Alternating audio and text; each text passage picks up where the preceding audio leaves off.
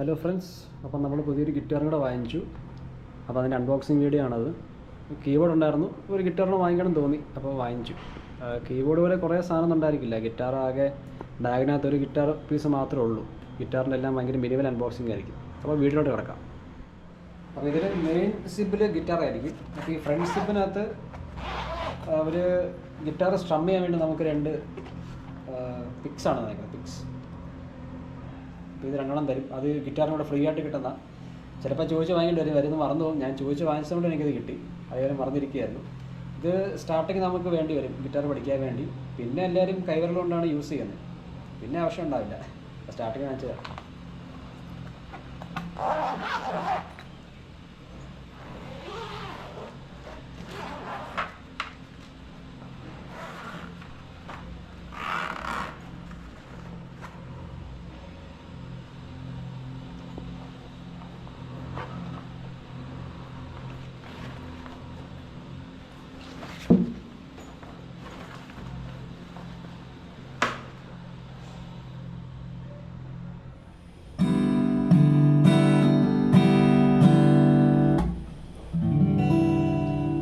കീബോർഡിൻ്റെ cover വാങ്ങിക്കാൻ വേണ്ടി പോയതാണ്. നമ്മുടെ ബാംഗ്ലൂരിലെ റെയ്നോൾസ് കടയിൽ ബ്രിഗേഡ് റോഡ്. അപ്പോൾ അവിടെ നോക്കുമ്പോൾ കുറേ എല്ലാം നല്ല അടിപൊളിയായിട്ട് അക്കൂസ്റ്റിക് ഉണ്ട്, ഇലക്ട്രിക് ഉണ്ട്, കുറേ ഗിറ്റാർസ് ഉണ്ടായിരുന്നു. അപ്പോൾ കണ്ടപ്പോൾ എനിക്കൊരു മോഹമുണ്ട്. പണ്ടോട്ടേ ആഗ്രഹമുണ്ട് ഗിറ്റാർ വാങ്ങിക്കണമെന്ന്. കാരണം കീബോർഡ് മാത്രം പഠിച്ചാൽ പറ്റില്ല, ഗിറ്റാർ പഠിക്കണമല്ലോ. അങ്ങനെ അപ്പോൾ ഇപ്പോഴാണ് ആഗ്രഹം സാധിച്ചത്. ഞാൻ ചോദിച്ചൊന്നുമില്ല ഗിറ്റാർ വാങ്ങിക്കാൻ പറ്റുമെന്ന്. അങ്ങനെ നമ്മൾ അങ്ങനെ ഒരു ഡിസിഷൻ എടുത്തു ഗിറ്റാർ വാങ്ങിക്കാമെന്ന്. അങ്ങനെ ഈ മോഡൽ എടുത്തു. ഒരു പ്രൊഫഷണൽ മോഡലാണ്, ബേസിക്കൽ ഒതുങ്ങിയില്ല. അങ്ങനെ ഇത് പഠിക്കണം.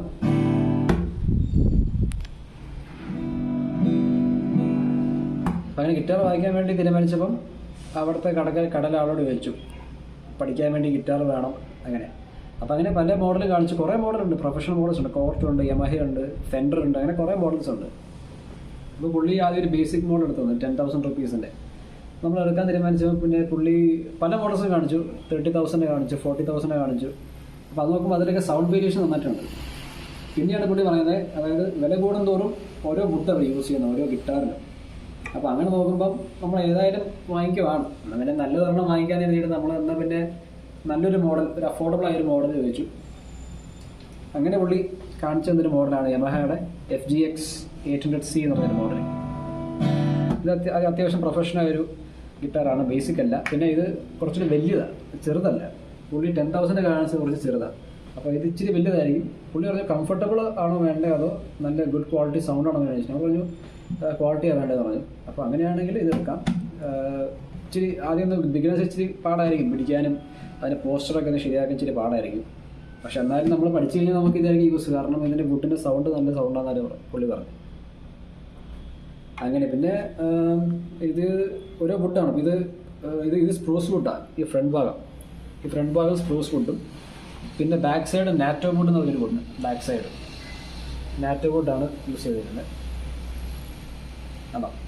പിന്നെ ഇതിൻ്റെ നെക്ക്, അതായത് ഫ്രെഡ്സ് ഇരിക്കുന്ന ഭാഗം, ഈ ഭാഗം ഇത് റോസ് വുഡാണ് പറഞ്ഞത്.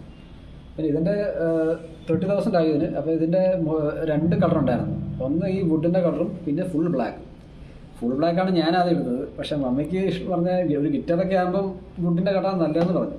അപ്പം പിന്നെ വുഡിൻ്റെ എടുത്തു. കാരണം ഒരു ഡുവൽ ടോൺ കളറുണ്ട്. ഇവിടെ ഒരു ലൈറ്റ് വുഡും ഇവിടെ ഒരു ഇച്ചിരി ഡാർക്കായിട്ടൊരു വുഡ് കളറുണ്ട്. മമ്മിക്ക് ഇത് ഇഷ്ടപ്പെട്ടു. അപ്പം ഇതെടുക്കാൻ വിചാരിച്ചു. അങ്ങനെ പിന്നെ അതുപോലെ തന്നെ ഇതിൽ ബാറ്ററി ട്യൂണറുണ്ട്. അത് ഞാൻ പണ്ട് എൻ്റെ കൂട്ടുകാരൻ്റെ ഒരു ഗിറ്റാർ വായിച്ച സമയത്ത് ഞാൻ ചോദിച്ച് മനസ്സിലാക്കിയത് ഇതിൻ്റെ ആവശ്യം എന്താണ്. അപ്പോൾ ഇതിലൊരു ശരിക്കൊരു ഗുണമുണ്ട്, നമുക്ക് ട്യൂൺ ചെയ്യാൻ പറ്റും.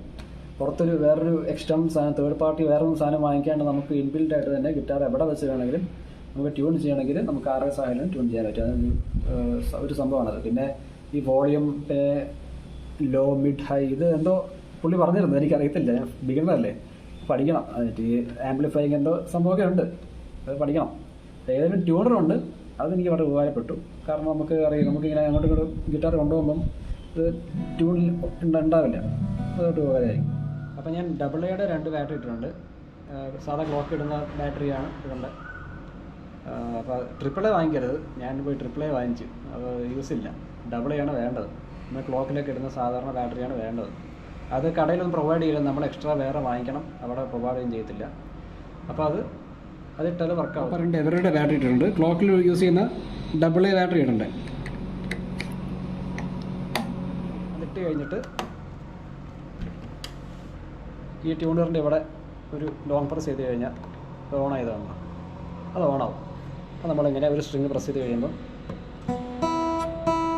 അവർ എഴുതി കാണിക്കും ഏത് സ്ട്രിങ്ങാണ് പ്രസ് ചെയ്യുന്നത്.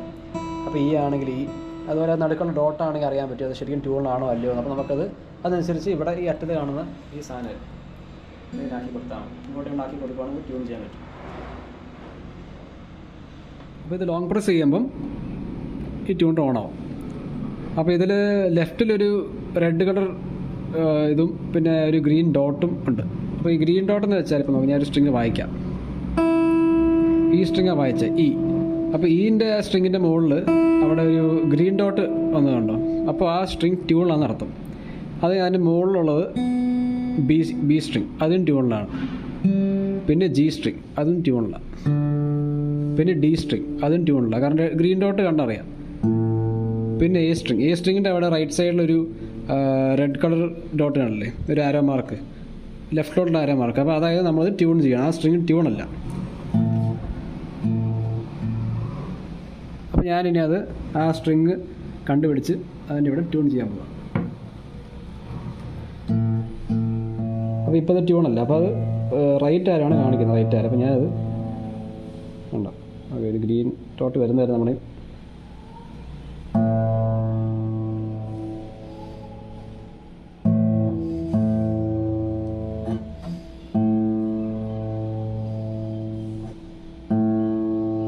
അപ്പോൾ ഗ്രീൻ ഡോട്ട് മാത്രമേ ഉള്ളൂ. അപ്പോൾ ഈ സ്ട്രിങ് ട്യൂണായി. അതിൻ്റെ മുകളിൽ ഈ സ്ട്രിങ് ഒരെണ്ണം കൂടെയുണ്ട്, അതും ഗ്രീൻ ഡോട്ടാണ്.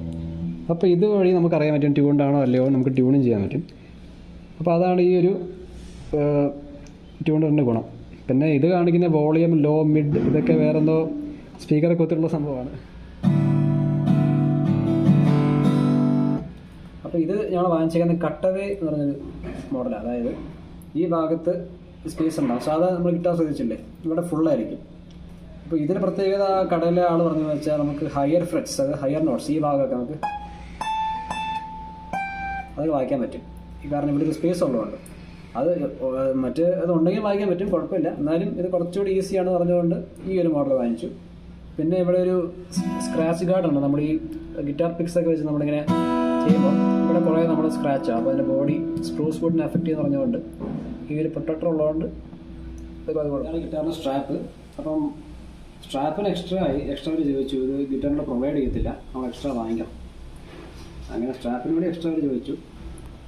പിന്നെ കീബോർഡ് കുറേ പരിപാടി അവതരിപ്പിക്കാൻ വേണ്ടി കീബോർഡിന് പുതിയ കവർ വാങ്ങിക്കാൻ വേണ്ടി പോയതാണ് ബാംഗ്ലൂരിൽ റീനോട്ട്സ് കടയിലും ബ്രിഗേഡ് റോഡിൽ. അപ്പോൾ കുറേ നാളത്തെ ആഗ്രഹമായിരുന്നു ഗിറ്റാർ വാങ്ങിക്കണം. അപ്പോൾ പെട്ടെന്ന് ഇമ്പൾസീവായിട്ടൊരു ഡിസിഷൻ എടുത്തു, വാങ്ങിച്ചു കളയാം.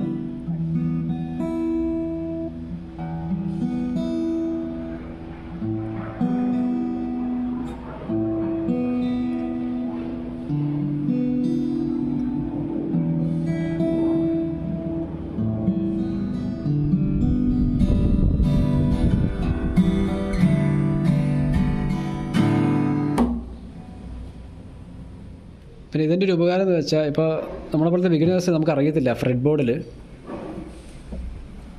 അതായത് ഈ ഫ്രെഡ് ബോർഡിൽ പല നോട്ട്സാണ്, പലതും ഇപ്പോൾ CD, EF ഒക്കെ പലതിലും ഉണ്ടാവും.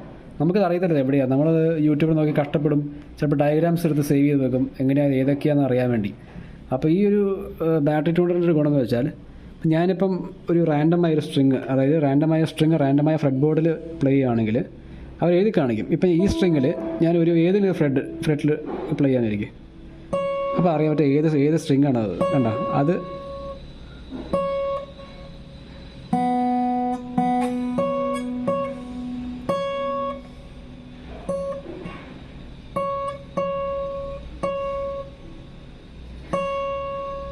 C#. ഇപ്പം ഞാൻ പ്ലേ ചെയ്ത് C#. പിന്നെ ഞാൻ 5th ഫ്രെറ്റിലോട്ട് പോയി ഈ സ്ട്രിങ്ങിൽ. അപ്പോൾ അത് G#. പിന്നെ കുറച്ചുകൂടി ലെഫ്റ്റിലോട്ട് പോയപ്പം അത് G, F#, F. അപ്പോൾ നമുക്ക് പഠിക്കാൻ പറ്റും ഓരോ സ്ട്രിങ്ങിൽ ഓരോ ഫ്രെറ്റിൽ ഏത് നോട്ടാണ് ഇരിക്കുന്നതെന്ന് ഇത് നോക്കിക്കഴിഞ്ഞാൽ നമുക്ക് പഠിക്കാൻ പറ്റും. അല്ലെങ്കിൽ നമ്മളിങ്ങനെ ഓരോ ഡയഗ്രാം നോക്കി അത് ബൈ ഹാർട്ട് ചെയ്ത് ഭയങ്കര പാടായിരിക്കും. നമ്മൾ കീബോർഡിൽ ഇപ്പോൾ നമ്മൾ പഠിക്കുമല്ലോ, ഓരോ കീ പ്രസ് ചെയ്യുമ്പോൾ ഡിസ്പ്ലേ കാണിക്കും, നമ്മൾ പ്രസ് ചെയ്ത് സി ആണ്, ഡി ആണ്. അപ്പോൾ അതുപോലെ ഗിറ്റാറിൽ എനിക്കിഷ്ടപ്പെട്ടൊരു ഫീച്ചർ ഇതാണ്. ഇങ്ങനെ നമ്മൾ ഓരോ നോട്ട് പ്രസ് ചെയ്യുമ്പോൾ അവർ എഴുതി കാണിക്കും ഏത് നോട്ടാണ് പ്രസ് ചെയ്തതെന്ന്. അപ്പോൾ നമുക്ക് പഠിക്കാൻ ഈസി ആയിരിക്കും.